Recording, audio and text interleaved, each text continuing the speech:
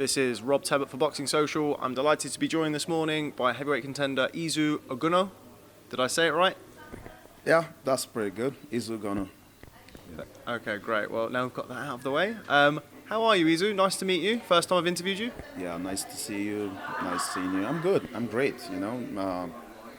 Yesterday was a great night of boxing, and we didn't get much sleep with the whole team, Team Parker. But generally, I'm feeling good. Everything's fine. Let's just touch on that. As you say, your stablemate, Joseph Parker, you're trained by Kevin Barry. What did you make of the fight, his fight with Dillian Whyte? Obviously unsuccessful, not the result that I'm sure you were hoping for. What did you make of the spectacle overall? I think it was a great fight. It's exactly what boxing fans wants to see. And generally, it was a great event. So it was my first time coming here to England, seeing a fight. So definitely, I would like to come back. I would like to fight here. The fans were amazing. The fight itself was a really good fight. Obviously, Dillian's came with his A game, and he did very well. He was very prepared. I was impressed by his double jab. It was a long one, a good one. Round 12, Joseph almost had him out. I heard Kev saying that they had Dillian hurt a couple of times, but I only saw the one in the 12th round where it was obvious Dillian went down. And it's a game of inches. A couple of seconds this way or that way, and the fight could have ended differently. And what a rematch we would have had then. Just tell me a little bit about your backstory, really. As I understand it, I know that you're based in Poland, born in Poland, I believe, of Nigerian descent. Just tell me a little bit about who you are. Who am I? Well, I was born and raised in Poland. That's where I have to start from. My parents, both Nigerians, they came over to Poland in the 80s, which was kind of unusual. So I was born there. I lived there all my life, and I think 2014 I moved to Vegas, and I trained there for a couple of years. I trained alongside Joseph Parker with Kevin Barry training me. I was flying over to New Zealand. I had 8 fights over there. And before that, before my boxing career, I was a kickboxer. I was a world champion, VACO 2009. And I was a European champion, so generally I was a kickboxer, But I decided to move into boxing and get my career going. Let's just talk about sort of your parents moving from Nigeria to Poland. As you say, it wasn't quite the normal thing in the 80s, quite an unusual backstory. What was it like for you growing up in Poland as somebody of Nigerian descent? Well, it was definitely challenging, and I still kind of tell people about them. When people meet me, when people meet me in Poland, they see, I'm a black man. I speak fluent Polish, and none of my parents is actually Polish, So it's unusual, and I do represent Poland as a fighter, so it is very uncommon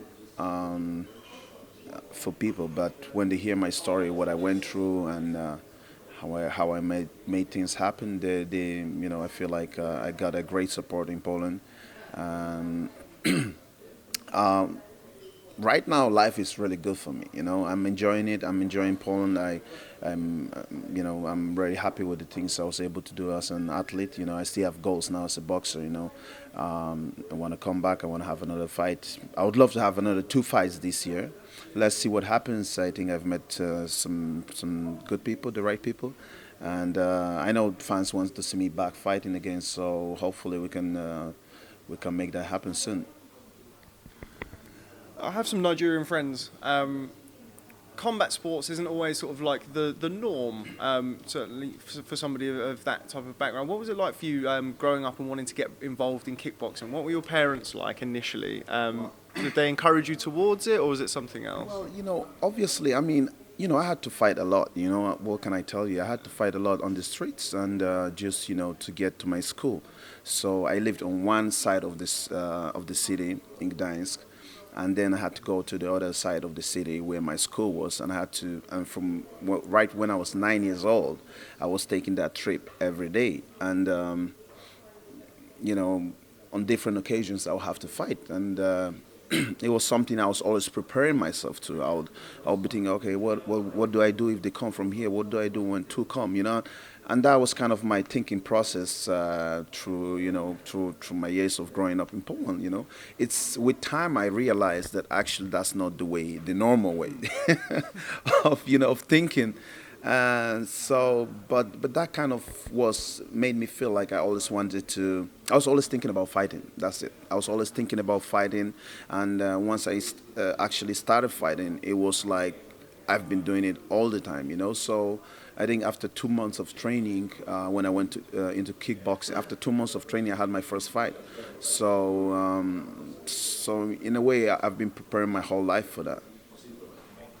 Why the transition from kickboxing to boxing? It seems to me like a lot of boxers have started in a different area of combat sports. Dillian Whyte, for example, was an established kickboxer. What made you want to make the switch from kickboxing to boxing? At the time when I made the switch, there were way better opportunities in boxing in Poland, and I didn't really want to leave the country. I made a couple of trips to Holland. As a kickboxer, I trained, with the top kickboxers in the world, like Gokhan Saki, Alistair Overeem,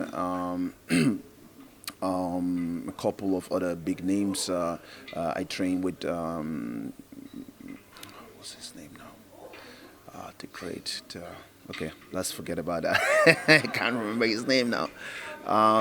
But yeah, in Poland, the boxing was at a higher level than the kickboxing, and I wanted to stay in the country. So I went to the best team. I went to train with the best coaches. I trained alongside world champions Krzysztof Wodarczyk, Głowacki, cruiserweight champions, and it just felt like the right thing to do at the moment, because it was taking me from this level to this level. So I felt like there are better opportunities in boxing for me. Talk to me a little bit about your your ascent, how you moved up the ranks in boxing. You picked up some titles like the Oceanic titles and other sort of ranking titles, as it were, before you made your American bout against Dominic Breazeale, which, if our viewers haven't seen that fight, is one of the very best heavyweight fights you're ever likely to see. But talk to me about the progression through that, how you made your way through the ranks to get where you are now. Well, I made my way through fighting in New Zealand. I was fighting Joseph Parker's undercard. I was we're sparring partners, great friends. We live together like brothers. We lived in Kev's house. So we're sort of a family, all of us. And I flew to New Zealand like 8 times overall. I spent over half a year there, which I'm very grateful for. It's a beautiful country. Sorry. So, like I said, I was just, fighting there, knocking guys out, and I was waiting for my opportunity. That's it. The opportunity came when I got the chance to fight Dominic Breazeale. Before that, I felt like a lot of people felt like I haven't really, fought anyone, and I was, I was there. I said, let me fight Breazeale. I was ready. I felt I could take him out. And well, you saw the fight, so it was a game of inches. At the end of the day, experience is a very important thing in boxing. Experience. You need to have the experience. I believe now that just one more fight would have made a huge difference for me. Breazeale was coming up off loss to Joshua. Seventh round knockout. So definitely he learned a lot from there. He learned a lot about himself, and I didn't have that knowledge about myself. But yeah, definitely. I was going through some issues after the fight. I was going through some issues after the fight, but most definitely the experience was huge for me. It's huge experience. I was thinking about the fight so many times and just thinking what I could have done differently. I had a long break, and then I was coming back. I fought Fred Cassie. I thought it was a good fight, good comeback fight for me. Unfortunately, I only got 2 rounds of Cassie, and then he quit. So I was really hoping to get some more rounds. So right now, My goal is I would like to get another fight and show people where I'm at right now. With the Dominic Breazeale fight, and as I mentioned, I think it was one of the best fights of last year. How much more would you say that you learnt from that fight? Obviously, it didn't go the way that you wanted it to. Ultimately, you didn't get the victory. But how much more do you learn from a fight like that, where you do make mistakes and you have to look back on them, then say taking fights that are less meaningful against weaker opponents and having wins? How much more valuable is it for you, that learning experience? Well, that fight gave me more than all my previous fights, in boxing. So definitely it was it was the most important fight. Now it's in the past, so but I can still go back to it. And like for example, like my last fight, I knew I'm gonna start it early. I'm going to start slow, just stand behind, my double jab. There's just so many options, and I know I can do so many things. I know I can punch hard, but at the same time I can box. So it's just about knowing what to do at the right moment. So like I say, it's all experience, and that was a fight that gave me a lot of experience, the experience I needed. I think I lost the fight, but I wasn't the worst fighter. I just had less experience, and now I've got the experience. Talk to me a little bit about Kevin Barry. Kevin is somebody who I have a tremendous amount of respect for, has been on these shores quite a lot in the last few years. How has he helped you develop as a fighter, and what can you take from working with him in the gym? Oh, I have to start from that. Kev is a great guy. You know him, you've interviewed him a lot of times. He's a very passionate person, and I like what he's done with Joseph Parker. He made him a world champion. Definitely, he's got other fighters that he's really helped a lot, and he also helped a lot with my career and my life in general. I'm grateful for not only like right now we're not working together, but definitely these are relationships that will live forever. So I think he's a great teacher. He's very passionate about what he does. Um, his game plans are really good, and yeah, it was good. I haven't seen him for over a year and a half, so it was really good seeing him and talking to him, and definitely if there'll be a chance of him helping me or me helping him out, I know it will happen. So it's someone you can count on. Talk to me about the future. You've made your comeback fight now against Fred Cassie, who, if people don't know, Fred Cassie is somebody who's boxed a lot of top heavyweights. You didn't get the rounds under the belt that maybe you wanted to. Are you looking to get back in the ring as soon as possible just to get a few wins under your belt, or are you looking at moving forward and potentially challenging yourself against some of the top guys in the division? Well, definitely, I would like a fight where I get some rounds in. That's the next fight I would like. I just don't want to make the mistake I've made in the past. It's just take one step at a time and step by step. So I don't want to jump into anything big. But after a fight, if I get some rounds in, I know definitely I'll be ready to challenge some of the top guys. Last night's card featured some other heavyweight fights. Dereck Chisora scored a spectacular come from behind knockout victory against Carlos Takam. Our very own Dave Allen, I don't know if you saw that fight, defeated Nick Webb. Is Dereck Chisora somebody that you're potentially looking at as a future opponent? I know Dereck has been around the scene for a long time. He's somebody who's fought pretty much everybody there is to fight in the division. Is that a fight that would interest you in the future? Yeah, absolutely. I have huge respect for Dereck, and he had a congrats to his great win, big win yesterday over Takam. He did great, and he's a puncher, and he showed that he has heart. So it was the best fight of the evening, definitely. And like I said, yeah, the English crowd is amazing. Apart from the English fans, we've got Nigerian fans here. We've got Polish fans. There are over 1 million Polish people living here in London right now. So definitely, I feel like this is a place where I could have a fight, and yeah, potentially someone like Dereck Chisora, I think would be. It would be a good fight for the crowd. Your ex-opponent, Dominic Breazeale, is widely expected to face Deontay Wilder next in Deontay Wilder's WBC heavyweight title defence. What do you make of that fight? You're somebody who shared the ring with Dominic Breazeale. You know him better than most people will. What do you make of that fight if it's made?